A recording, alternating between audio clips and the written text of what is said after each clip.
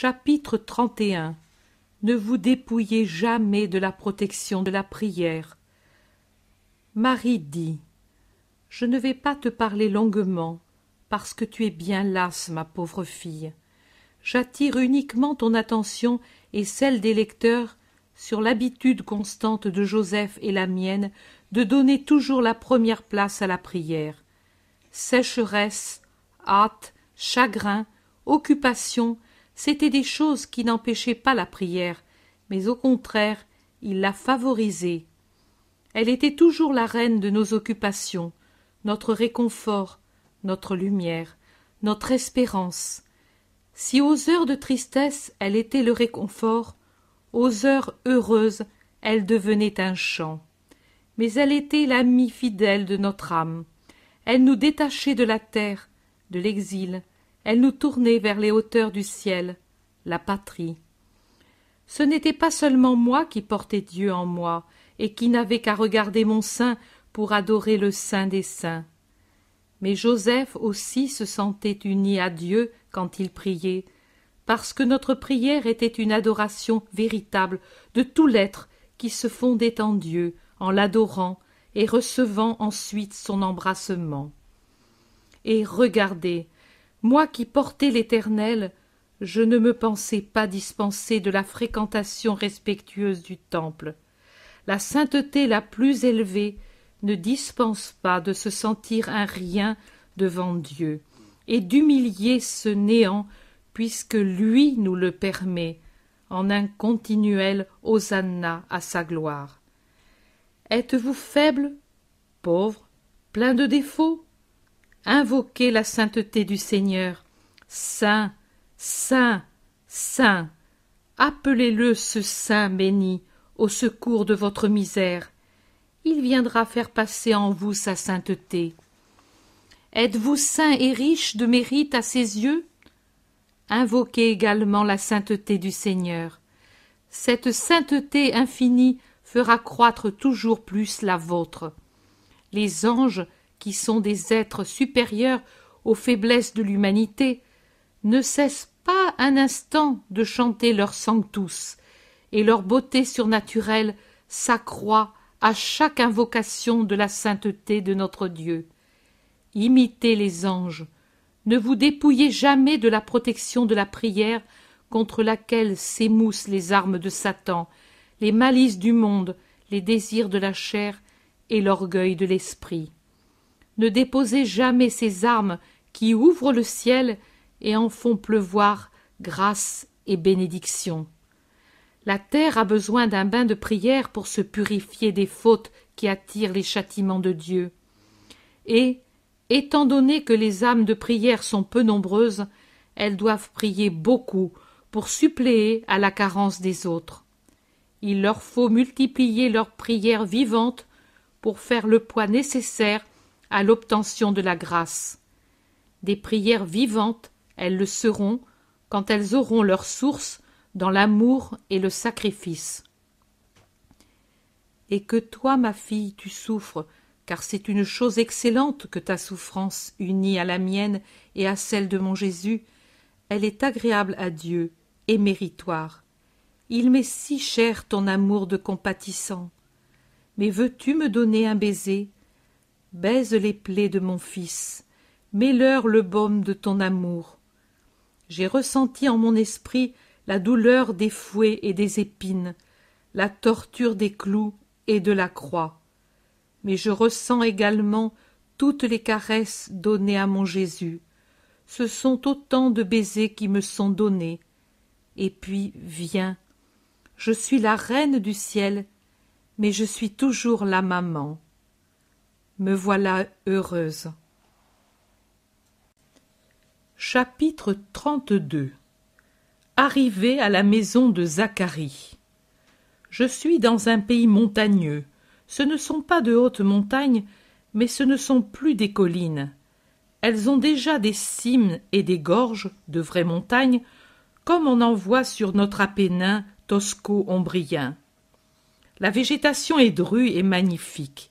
Il y a en abondance des eaux fraîches qui conservent vertes les prairies et productifs les vergers peuplés de pommiers, de figuiers, avec, autour, des maisons, des vignes. Ce doit être le printemps, car les grappes sont déjà grosses, comme des grains de vesse, et les pommiers commencent à ouvrir leurs bourgeons, qui maintenant paraissent verts, sur les branches supérieures des figuiers.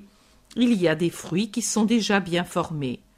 Ensuite, les prés ne sont que tapis moelleux aux 1000 couleurs. Les troupeaux sont en train d'y paître, ou bien ils se reposent, taches blanches sur l'émeraude de l'herbe. Marie gravit avec sa monture un chemin en assez bon état qui doit être la principale voie d'accès. Elle monte parce que le pays dont l'aspect est assez régulier est situé plus haut. Celui qui me renseigne habituellement me dit « Cet endroit, c'est Hébron.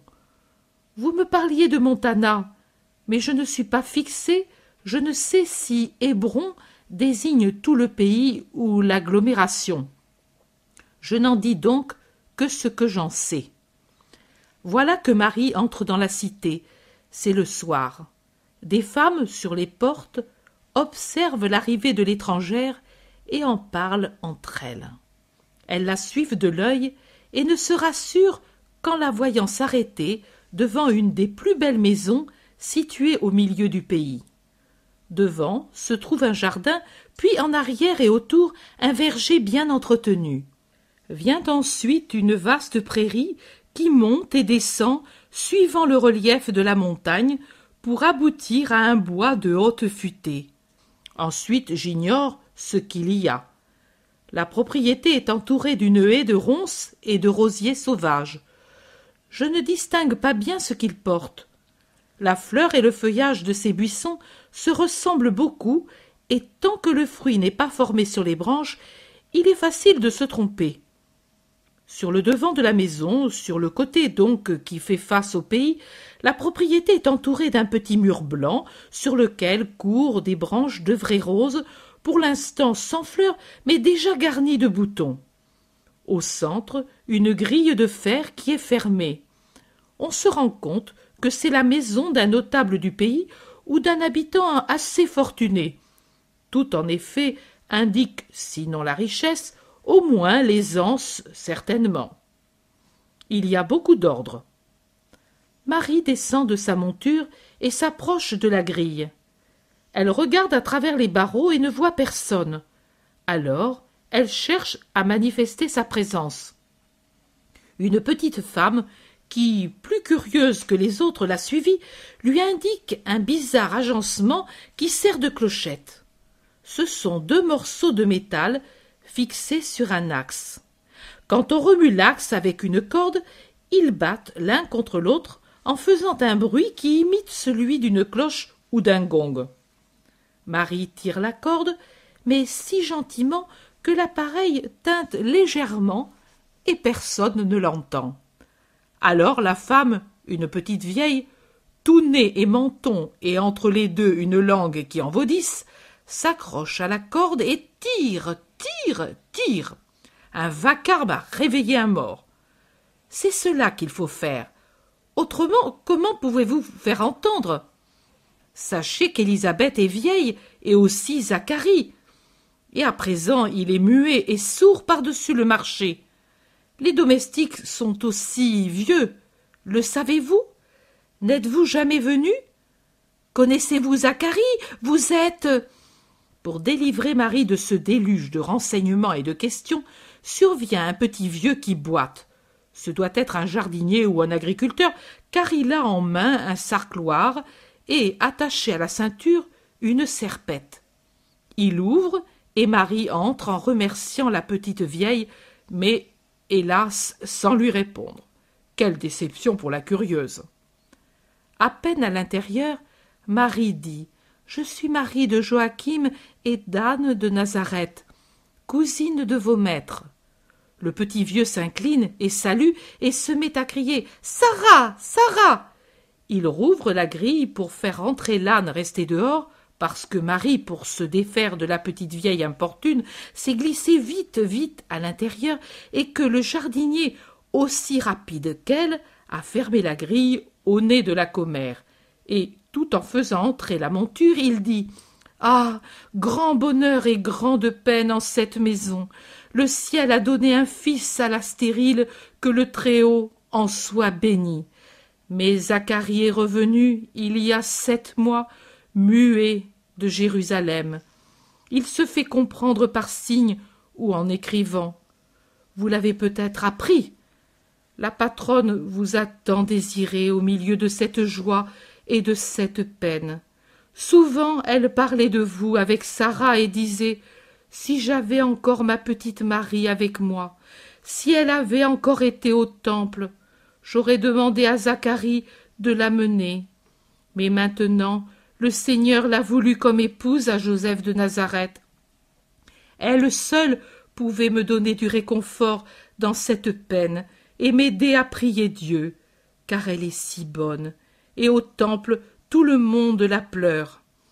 À la dernière fête, quand je suis allée avec Zacharie la dernière fois à Jérusalem pour remercier Dieu de m'avoir donné un fils, j'ai entendu ses maîtresses me dire « Le temple semble avoir perdu les chérubins de la gloire depuis que la voix de Marie ne résonne plus en ses murs. »« Sarah, Sarah ! Ma femme est un peu sourde, mais viens, viens que je te conduise. » Au lieu de Sarah, voilà en haut d'un escalier, au flanc d'un côté de la maison, une femme d'âge plutôt avancé, déjà toute ridée, avec des cheveux très grisonnants. Ses cheveux devaient être très noirs, parce que très noirs sont encore ses cils et ses sourcils, et qu'elle était très brune. Le teint de son visage l'indique clairement. Contrastant étrangement avec sa vieillesse évidente, sa grossesse est déjà très apparente, malgré l'ampleur de ses vêtements. Elle regarde en faisant signe de la main. Elle a reconnu Marie. Elle lève les bras au ciel avec un « Oh !» étonné, joyeux, et se hâte autant qu'il lui est possible à la rencontre de Marie. Marie, toujours aussi réservée dans sa démarche, se met à courir, agile comme un faon, et elle arrive au pied de l'escalier en même temps qu'Élisabeth. Marie reçoit sur son cœur avec une vive allégresse sa cousine qui pleure de joie en la voyant.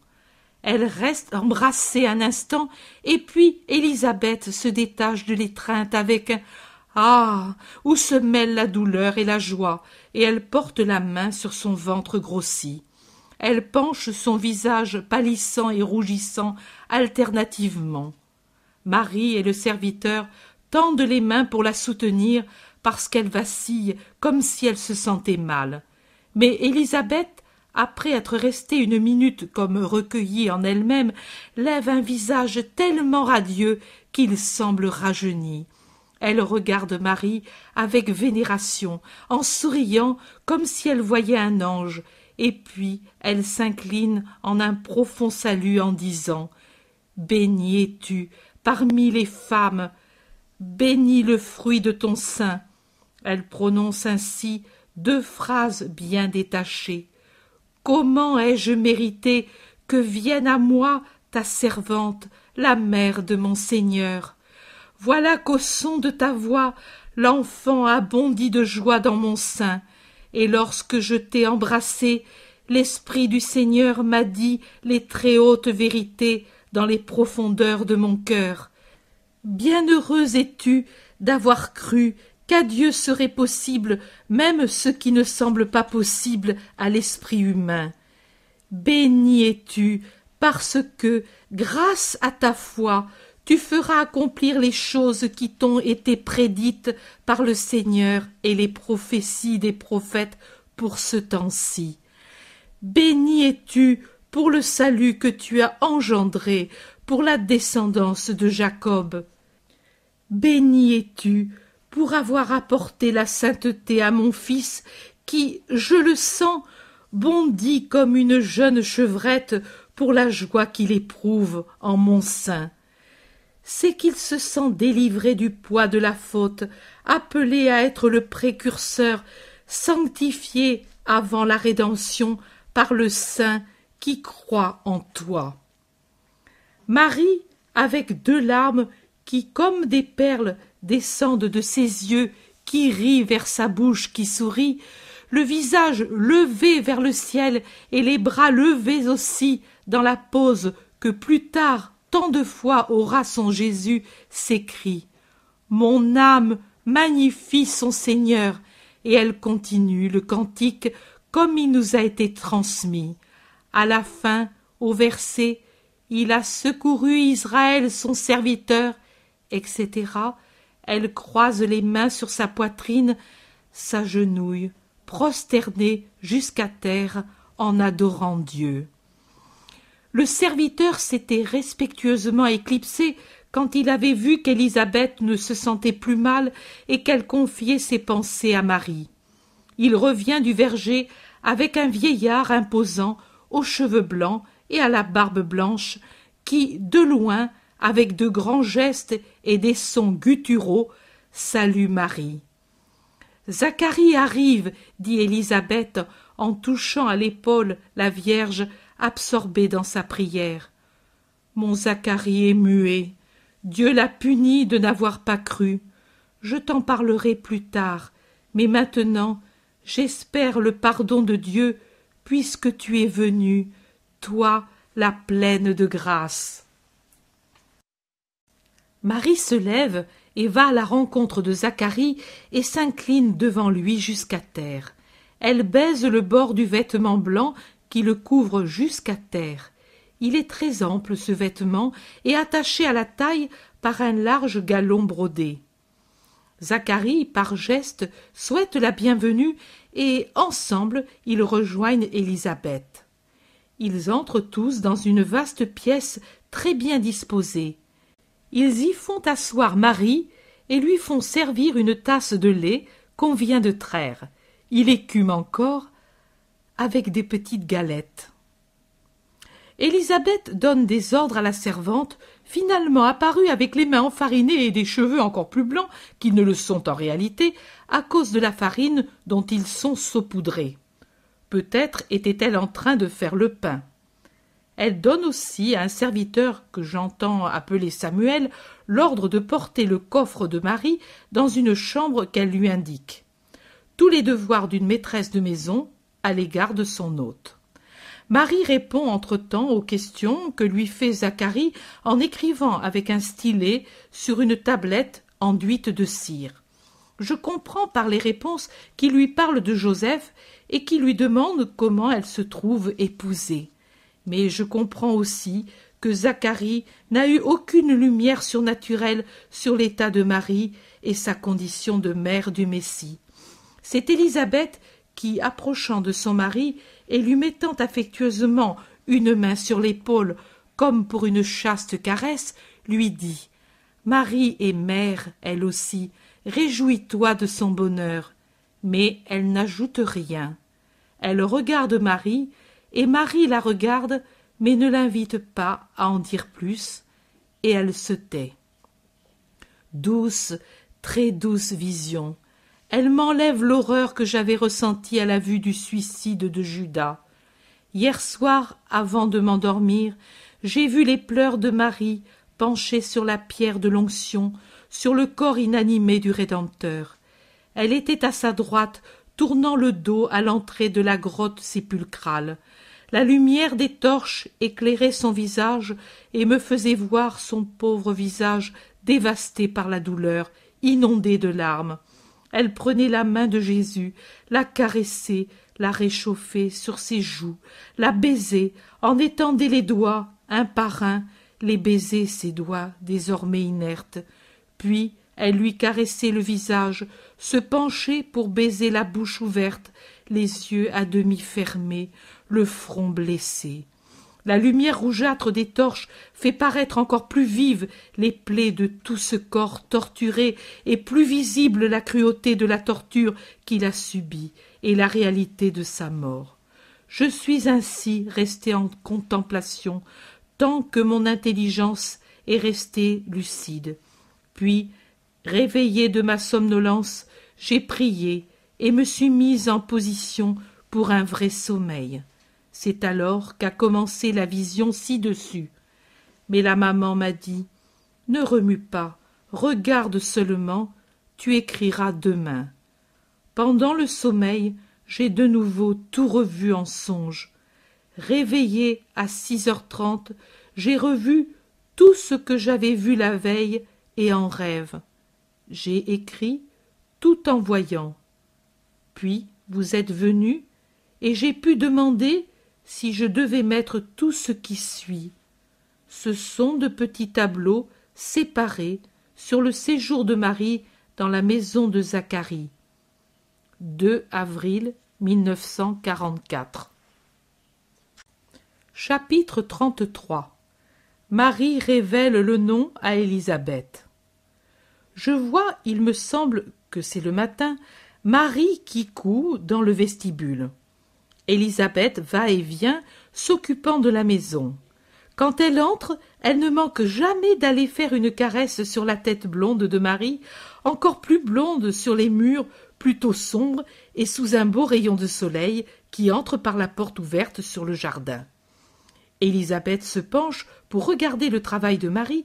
C'est la broderie qu'elle avait à Nazareth, et elle en loue la beauté. « J'ai encore du lin à filer, dit Marie. « Pour ton enfant ? » ?»« Non, je l'avais déjà quand je ne pensais pas. » Marie n'achève pas, mais je comprends, quand je ne pensais pas devoir être la mère de Dieu. « Mais maintenant, tu devras t'en servir pour lui. Est-il beau, fin ? Les enfants, tu sais, ont besoin de linge très délicat. »« Je le sais. Moi, j'avais commencé, tard, parce que j'ai voulu être sûre que ce n'était pas une tromperie du malin. Malgré, j'avais ressenti une telle joie que cela ne pouvait venir de Satan. Puis j'ai souffert tellement. Je suis vieille, Marie, pour être dans cet état. J'ai beaucoup souffert. Toi, tu ne souffres pas ? Moi, non, je ne me suis jamais sentie si bien. Eh oui, toi, en toi, il n'y a pas de tache. Si Dieu t'a choisi pour être sa mère, alors tu n'es pas sujette aux souffrances d'Ève. Celui que tu portes est saint. Il me semble avoir des ailes au cœur et non un poids. Il me semble avoir en moi toutes les fleurs et tous les oiseaux qui chantent au printemps la douceur du miel et tout le soleil. Oh, je suis heureuse. Bénie, moi aussi, dès l'instant où je t'ai vue, je n'ai plus senti de poids, de fatigue et de douleur. Il me semble être neuve, jeune, délivrée des misères de ma chair de femme.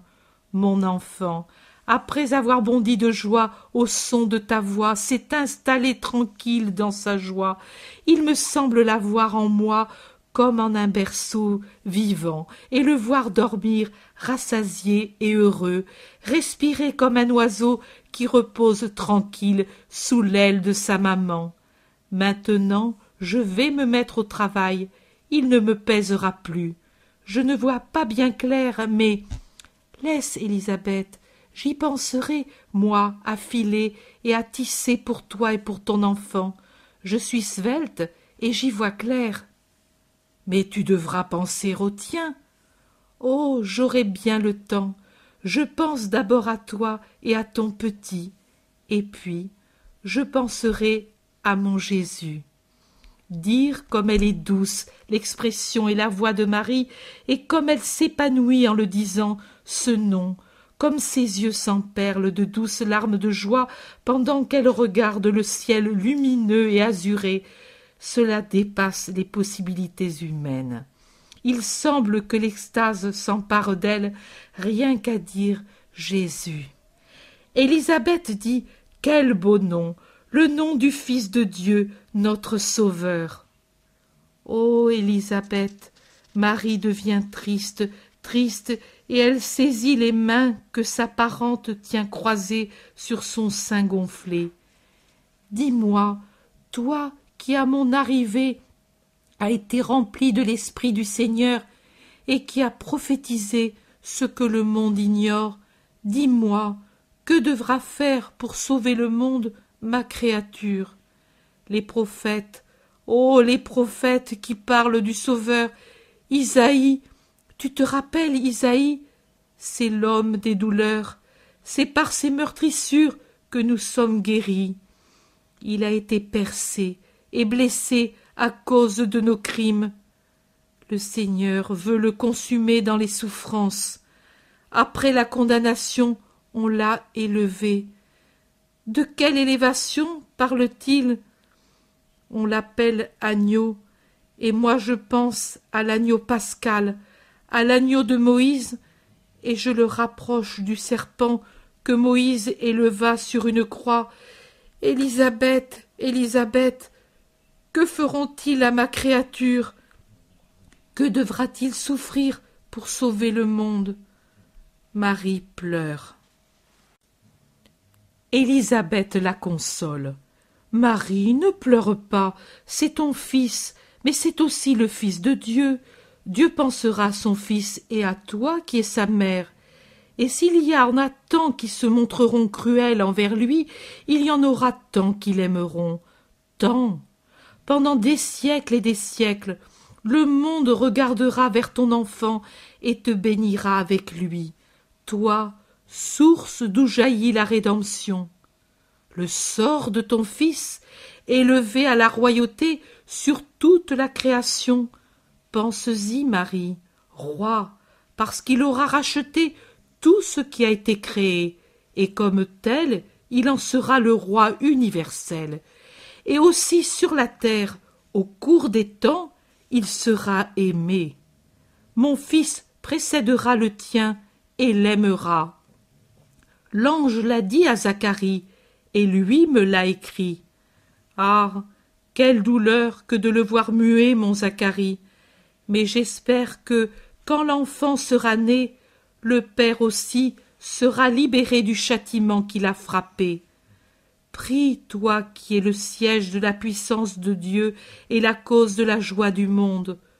Pour l'obtenir, j'offre comme je puis ma créature au Seigneur.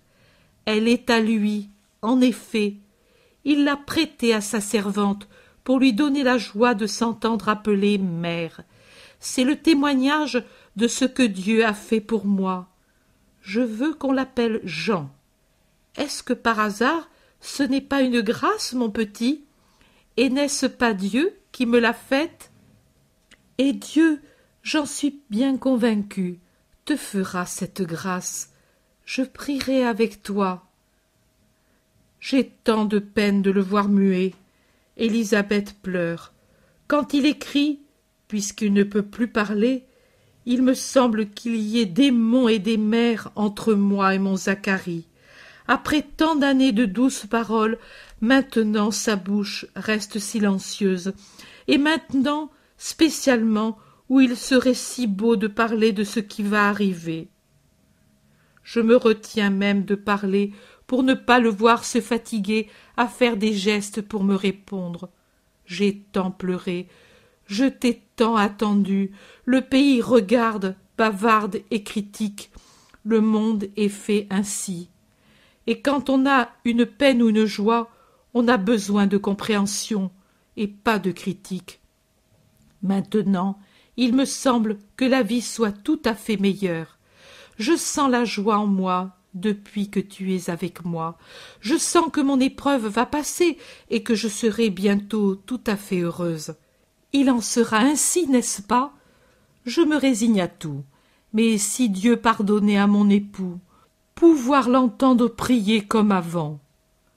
Marie la caresse, la réconforte, et pour la distraire, l'invite à faire un tour dans le jardin ensoleillé.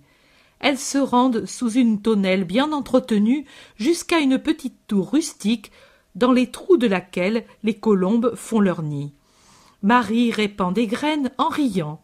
Les colombes se précipitent sur elle avec des roucoulements en des vols qui décrivent tout autour des cercles iridescents.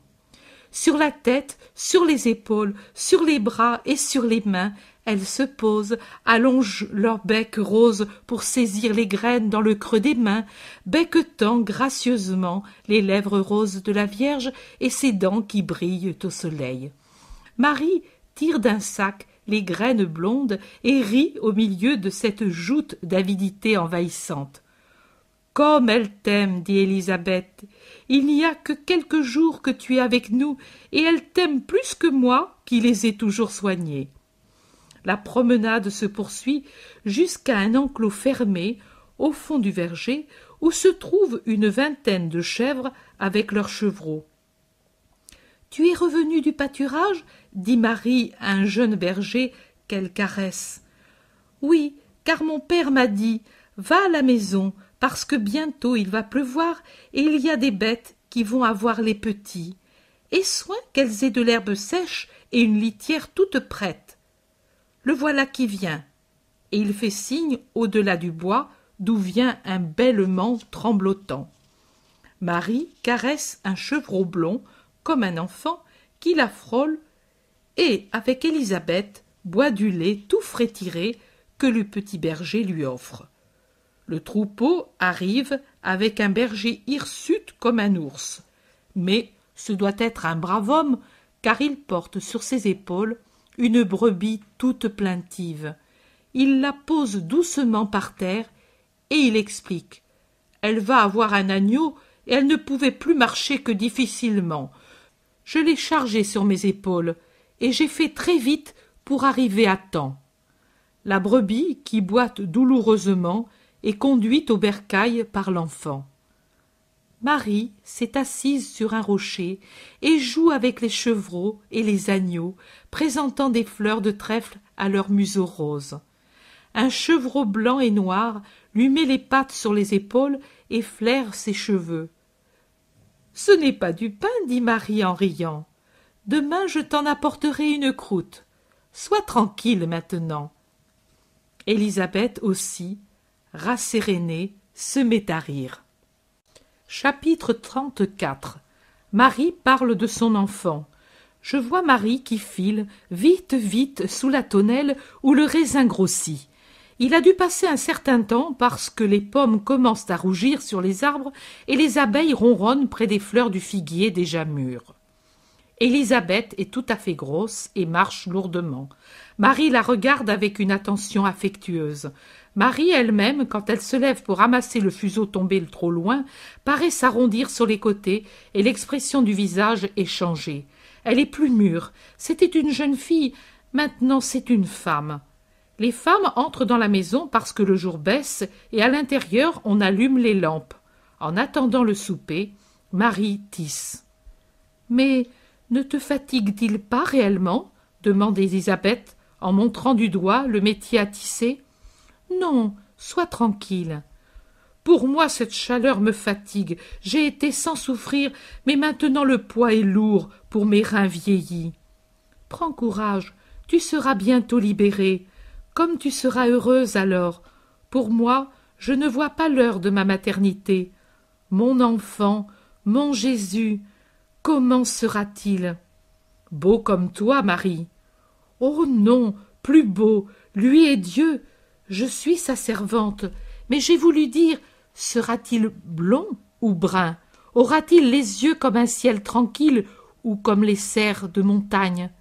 Moi, je me le représente plus beau qu'un chérubin, avec une chevelure couleur d'or, avec les yeux de la couleur de notre mère de Galilée, quand les étoiles commencent à se lever sur l'horizon du ciel, une bouche petite et rouge, comme une tranche de grenade quand elle s'ouvre à maturité, et les joues, eh bien voilà, comme le teint rosé de cette rose pâle, et deux petites mains qui tiendraient dans le calice d'un lys, tant elles sont petites et belles, et deux pieds petits au point de remplir le creux de la main, et gracieux et veloutés plus qu'un pétale de fleur.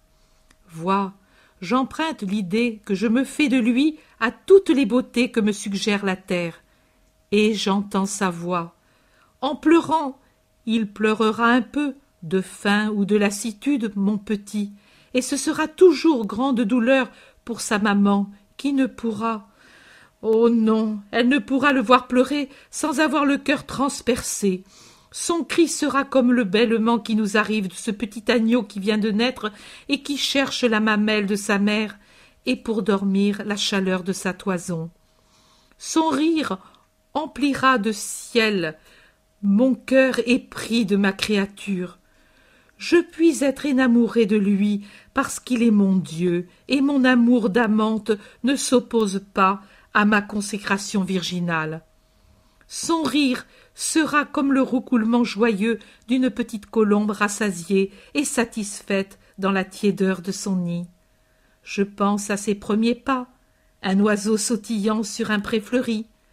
Le pré sera le cœur de sa maman, qui soutiendra ses petits pieds roses avec tout son amour pour qu'il ne rencontre rien qui le fasse souffrir. Comme je l'aimerai, mon enfant, mon fils.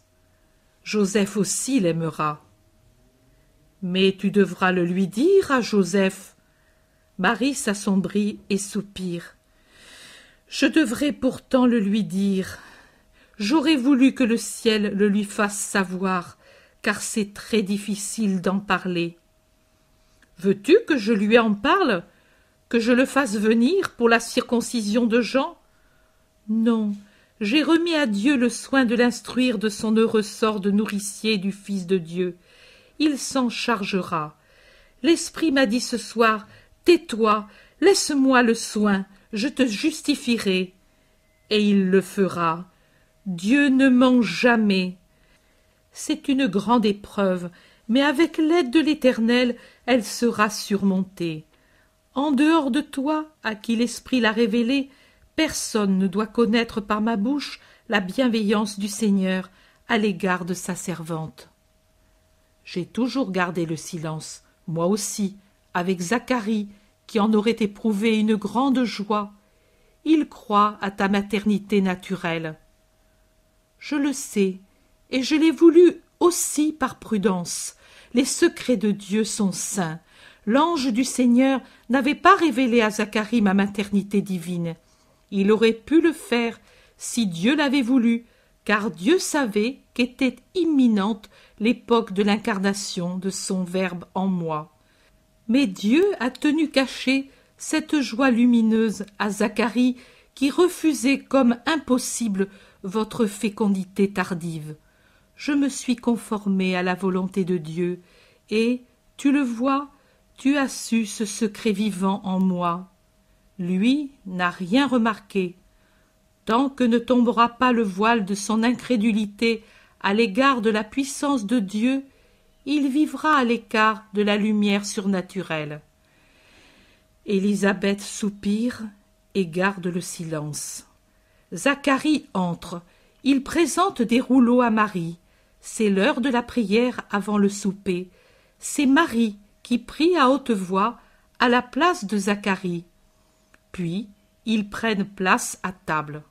« Quand tu ne seras plus ici, comme nous pleurerons de n'avoir personne qui nous dise les prières, dit Élisabeth en regardant son mari muet. « Tu prieras alors, Zacharie, dit Marie. Il secoue la tête et écrit « Je ne pourrai plus jamais prier pour les autres, j'en suis devenu indigne du moment où j'ai douté de Dieu. » Zacharie, tu prieras. Dieu pardonne. Le vieillard essuie une larme et soupire. Après le repas, Marie retourne au métier à tisser. « C'est assez, dit Élisabeth, tu te fatigues trop. »« Le temps est très proche, Élisabeth. Je veux faire à ton enfant un trousseau digne de celui qui précède le roi de la race de David. » Zacharie écrit. « De qui naîtra-t-il et où ?» Marie répond. « Là où les prophètes l'ont dit, et de qui l'Éternel fera choix. Tout est bien fait de ce que fait notre Seigneur le Très-Haut. » Zacharie écrit. « À Bethléem donc, en Judée. Nous irons le vénérer, femme. Toi aussi tu viendras à Bethléem avec Joseph. » Et Marie, baissant la tête sur son métier, « Je viendrai. » C'est la fin de la vision. Chapitre 35. Le don de Dieu doit toujours nous rendre meilleurs. Marie dit, la première manifestation de l'amour du prochain s'exerce envers le prochain. Que cela ne te semble pas un jeu de mots. La charité a un double objet, Dieu et le prochain. Dans la charité à l'égard du prochain est comprise celle qui s'exerce envers nous-mêmes. Mais si nous nous aimons plus que les autres, nous ne sommes plus charitables, nous sommes égoïstes. Et même dans les choses permises, il faut être assez saint pour faire passer en premier lieu les besoins du prochain. Soyez tranquilles, mes enfants. Dieu, pour les âmes généreuses, supplée avec les moyens de sa toute-puissante bonté. Cette certitude m'a fait venir à Hébron pour aider ma parente dans la situation où elle se trouvait. Et à mon dessein de secours humain, en donnant au-delà de toute mesure, comme c'est son habitude, Dieu a ajouté le don d'un secours surnaturel auquel je ne pensais pas. Je vais pour porter un secours matériel, et Dieu sanctifie la droiture de ma démarche, opérant la sanctification du fruit du sein d'Élisabeth, et, avec cette sanctification qui présanctifia le Baptiste, soulage la souffrance physique d'une fille d'Ève âgée et concevant à un âge inhabituel. Élisabeth, femme de foi intrépide et abandonnée avec confiance à la volonté de Dieu, mérita de comprendre le mystère renfermé en moi. L'Esprit lui parla par le bondissement de l'enfant en son sein. Le Baptiste a prononcé son premier discours d'annonciateur du Verbe à travers les voiles des veines et de la chair qui à la fois le séparaient de sa sainte mère et en même temps l'unissaient à elle. Et je ne refuse pas de dire, à elle qui en est digne et à qui la lumière se révèle, ma qualité de mère du Seigneur. Le refus de ma part aurait eu pour effet de refuser à Dieu la louange qui lui était due, la louange que je portais en moi, et que ne pouvant dire à personne, je confiais aux plantes, aux fleurs, aux étoiles, au soleil, aux chants mélodieux des oiseaux, aux brebis patientes et à la lumière d'or qui me donnait un baiser en descendant du ciel et au murmure des ruisseaux. Mais prier à deux est plus doux que de dire seul notre prière. J'aurais voulu que le monde entier connaisse ma destinée, pas pour moi, mais pour qu'il s'unisse à moi pour la louange de mon Seigneur. La prudence m'a défendu de révéler à Zacharie la vérité. C'aurait été outrepasser l'œuvre de Dieu. Si j'étais pour lui épouse et mère, je serais toujours sa servante, et je ne devais pas, à cause de son grand amour pour moi, me permettre de me substituer à lui et de prendre une décision qui m'aurait mise au-dessus de lui. Élisabeth, en sa sainteté, se rend compte et se tait, car qui est saint est toujours soumis et humble. Un don de Dieu doit toujours nous rendre meilleurs. Plus nous recevons de lui, et plus nous devons donner, car plus nous recevons, et plus il est en nous et avec nous, et plus nous devons nous efforcer de nous rapprocher de sa perfection. Voilà pourquoi, en faisant passer au second plan mon travail personnel, je travaille pour Élisabeth. Je ne me laisse pas dominer par la crainte de n'avoir pas le temps. Dieu est le maître du temps. Quand on espère en lui, on profite de sa providence, même pour les choses matérielles. L'égoïsme n'avance à rien, il retarde tout. La charité ne retarde rien, elle avance les réalisations. Retenez bien toujours cela. Quelle paix dans la maison d'Élisabeth! Si je n'avais pas eu la pensée de Joseph et celle de mon enfant qui devait racheter le monde, j'aurais été heureuse. Mais déjà la croix projetait son ombre sur ma vie, et comme une sonnerie funèbre, j'entendais la voix des prophètes. Je m'appelais Marie. L'amertume se mélangeait toujours aux douceurs que Dieu versait en mon cœur. Et elle a toujours été en augmentant jusqu'à la mort de mon fils. Mais quand Dieu nous appelle, Marie, à la destinée de victime pour son honneur, Oh, il est doux d'être moulu comme le grain sous la meule, pour faire de notre douleur le pain qui fortifie les faibles et les rend capables de gagner le ciel. Maintenant c'est assez. Tu es fatiguée et heureuse. Repose